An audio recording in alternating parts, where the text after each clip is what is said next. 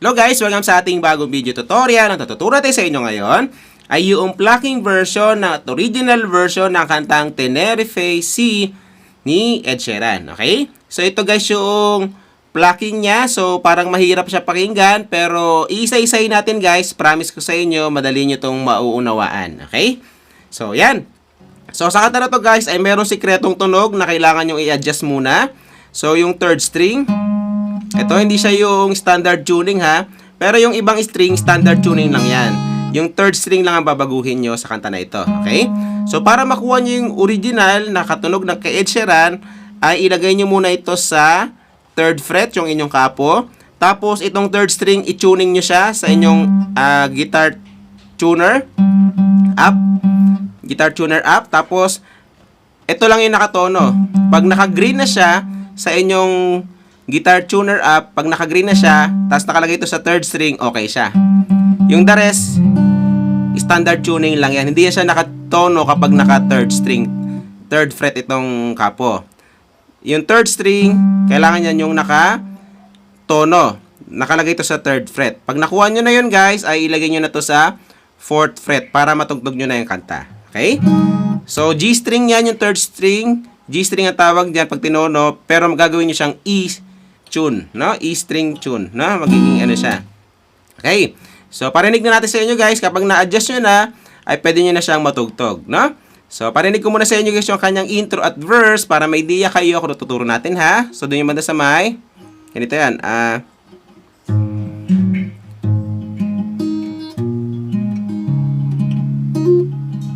Okay.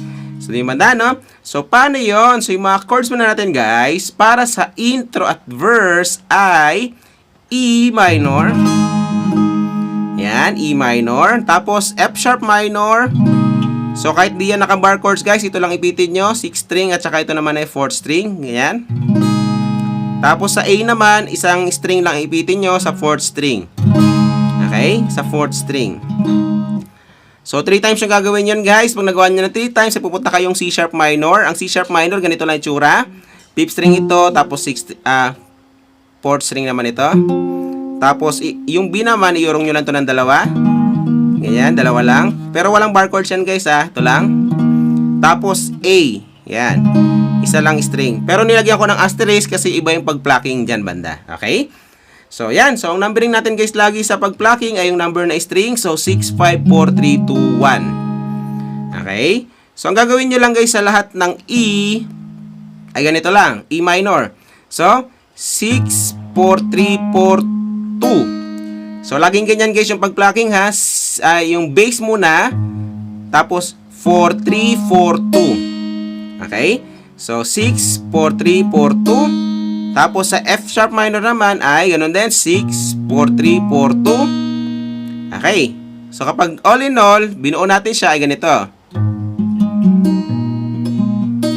Okay. Tapos sa A naman, ganyan, ang gagawin nyo lang ay 5, 4, 3, 4, 3. Tapos, ito naman pag nasa bracket ay yung number na string. So 0 ng second string. Ibig sabihin walang ipit. Tapos i-hammer nyo sa second fret. Tapos pull nyo para maging 0. Parang ganito. Ganyan.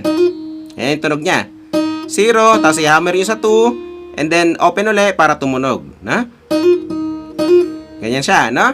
So ulitin natin. 5, 4, 3, 4, 3. Tapos 0, hammer. Ganyan. Tapos 4, 3, 4, 3. 4, 3, 4, 2. 2. Ayan, so na-type yun. 4, 3, 4, 2. Okay? So, ganun siya. So, ulitin natin yung A. So, 5, 4, 5, 4, 3, 4, 3.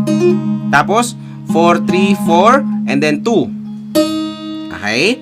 So, all in all, yung first line ng mga chords ay ganito siya pag tinugtog. So,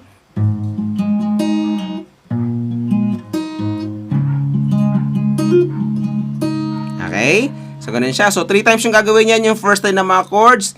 Tapos, pagdating ng second line ng mga chords, ay ganito na yung kanyang pag-plucking, yung C sharp minor na. So, 5, 4, 3, 4, 2. Tapos, yung B naman, pareho lang din. 5, 4, 3, 4, 2. Tapos, yung A na may asterisk, guys, ay ganito na lang siya. 5, 4, 3, 4, 3, 5, 4, 3, 4, 3. Okay, so kaya nilagyan ko ng asterisk kasi iba siya sa kaninang pag-plucking sa A na nauna. Okay? So, yan. So, all in all, ay meron na tayong ganito para sa intro at verse. So, pwede natin siyang kantahan, guys, pero hindi natin siya kantahan para hindi kayo manito. Magalang ko lang, guys, para makuha nyo. So, sorry. Tapos, ulit-ulit yun.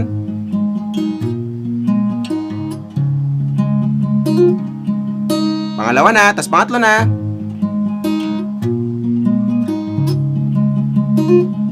Tapos, second na mga chords na tayo.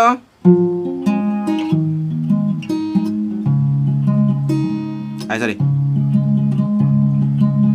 Okay. So, yan. So, ganun siya kadali, no? Pagka kinantahan nyo naman siya, guys, parehong-pareho lang siya sa verse. So, you look so beautiful. Okay? So, pero kung una nyo pa lang ito gagawin, guys, kung beginner pa lang kayo, baka mahirapan kayo na may kasamang kanta. Pag pinaktis nyo siya, guys, ay dahan-dahanin nyo lang siya pag meron kasamang kanta. Parang ganito.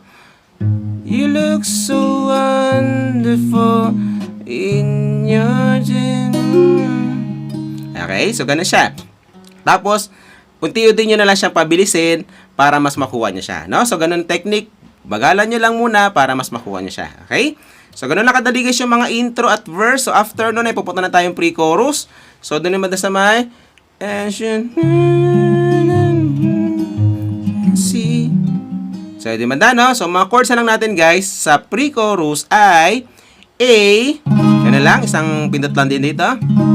Tapos A uli. Tapos E minor. And then, B. Ganyan, B.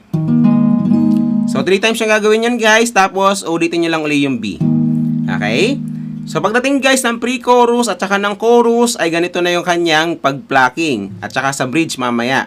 Ganito na yung pag-plucking niya. Ang gagawin nyo, guys, sa lahat ng A ay 5, 4, 3, 4, 2. Okay? Tapos, sa lahat ng E minor naman ay 6, 4, 3, 4, 2. Tapos, sa lahat ng B naman ay 5, 4, 3, 4, 2. Okay? So, ganun siya guys, no? So, kapag pinasadahan ng pre-chorus, ay ganito lang siya. So,